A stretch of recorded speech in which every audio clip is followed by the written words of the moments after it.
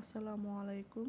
আজকে আমি আলুর পকোড়া বানাবো। তার জন্য এখানে কিছুটা পরিমাণ আলু কেটে নিলাম, সেখানে আমি দুটো ডিম ভেঙে দিলাম, কিছুটা পরিমাণ পেঁয়াজ কুচি আর কিছুটা পরিমাণ কাঁচামরিচ কুচি, কিছুটা পরিমাণ ধনেপাতা কুচি দিয়ে দিব। স্বাদ মতো কিছুটা পরিমাণ লবণ দিয়ে দিব, হাফ চামচ হলুদের গুঁড়ো, 1 চামচ পরিমাণ মরিচের গুঁড়ো দিয়ে দিব আর কিছুটা পরিমাণ ধনিয়া গুঁড়ো দিয়ে দিলাম। অল্প পরিমাণে কিছুটা গোলমরিচ গুঁড়ো দিয়ে দিলাম, আপনারা চাইলে নাও দিতে পারেন।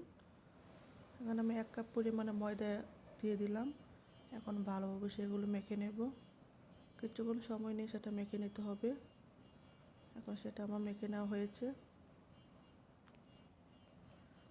এখন আমি চুলায় একটা প্যান বসিয়ে দিলাম। প্যানটি গরম হওয়ার পর সেখানে আমি কিছুটা পরিমাণ তেল ঢেলে দিব। সেখানে আমি কিছুটা পরিমাণ তেল ঢেলে দিলাম।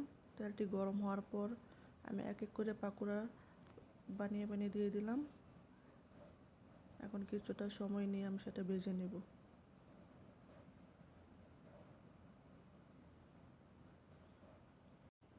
এভাবে এক এক করে আমি পাকোড়া বানিয়ে দিচ্ছি। এখন কিছুটা সময় নিয়ে সেগুলো ভেজে নেব। পাকোড়াটা ভালোভাবে ভেজে নিতে হবে যেন আলুগুলো সিদ্ধ হয়।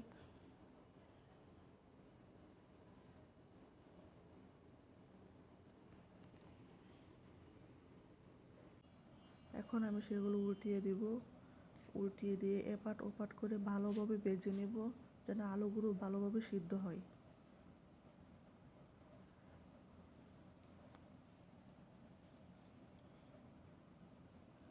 এখন আমি অনেকক্ষণ যাবত সেটা ভেজে নিলাম।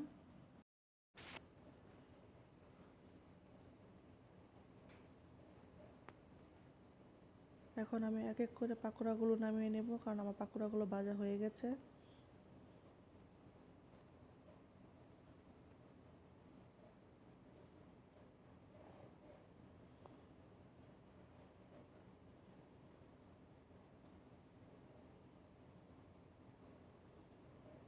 এখন সবগুলো আমি এখন নামিয়ে নিচ্ছি।